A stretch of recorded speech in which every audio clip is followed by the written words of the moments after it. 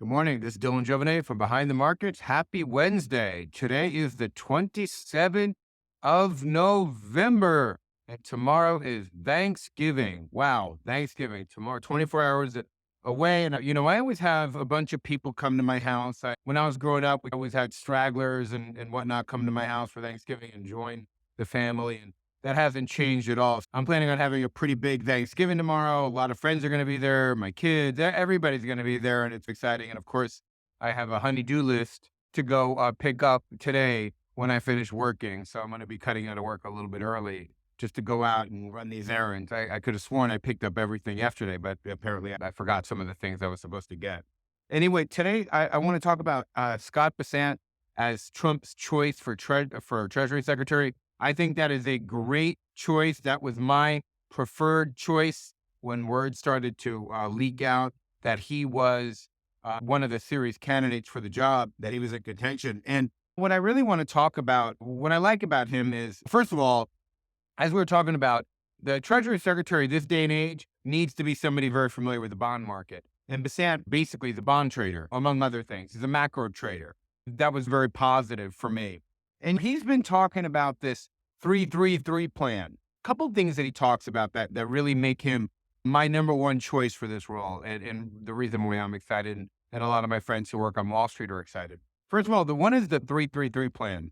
And I want to talk about that, what that means. He said that we've got to bring down our budget deficit down to 3% of GDP. This is the first three. We have to do that by 2028 because America basically can't keep spending like this. So we are going to keep our fingers crossed that he's just not another one of these guys who pays lip service to it, all the while making our country weaker in the long term because they just don't have the discipline to enact spending curbs.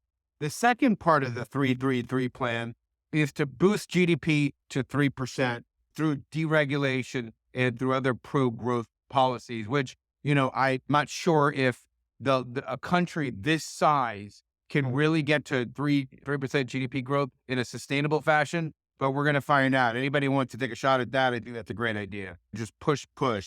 And of course, the final part of the 3-3-3 plan is to increase U.S. energy production to the equivalent of about 3 million barrels of oil a day, which we're right now at about 2. So that's a 50% increase. And that's very important as we move this leap through AI. And the thing that I like Bessent the most is I've gone back and watched some of his interviews. This is a man who understands what time it is. He's talking about there's a global realignment in power happening right now vis-a-vis China and AI and all of these types of things. And his belief is that the U.S. needs to go on a diet, really get in fighting shape, because there's going to be a great power conflict with China at some point. And hopefully it doesn't turn hot, meaning that we don't end up shooting at each other. It turns into a hot war, but certainly a cold war. And for us to actually be able to, what's critical for that is our ability to use new technologies like AI, which is why we want to push energy production up. And by the way, if you haven't seen our special report on the last retirement stock you need, in that report, we have a very special company that really gets paid, that has created kind of a toll bridge that's going to do very well under Bessent's and Trump's 3-3-3 plan, that does very well every time oil is used. So basically, it's one of the few energy companies in the world that doesn't really make money on the price of oil going higher, that actually gets paid on the use of oil, which is very unique. And they've created kind of a toll bridge that you almost have to pass across their toll bridge to actually get access to the energy that you need. It's very exciting stuff. And that's why that stock looks like it's about to really take off after forming a long base. But anyway, the point that I'm trying to make is I'm a big fan of Bessent for Treasury. I think it's the right choice. The bond market's a big fan too. The bond yields have gone down a little bit since he was officially named the person. Everybody that I know that I talk to on Wall Street is very happy about it. And I think these are all worthy goals. This is a man who understands, our Treasury Secretary understands, number one, that we have to get in fiscal order. Number two, that we have to increase energy production.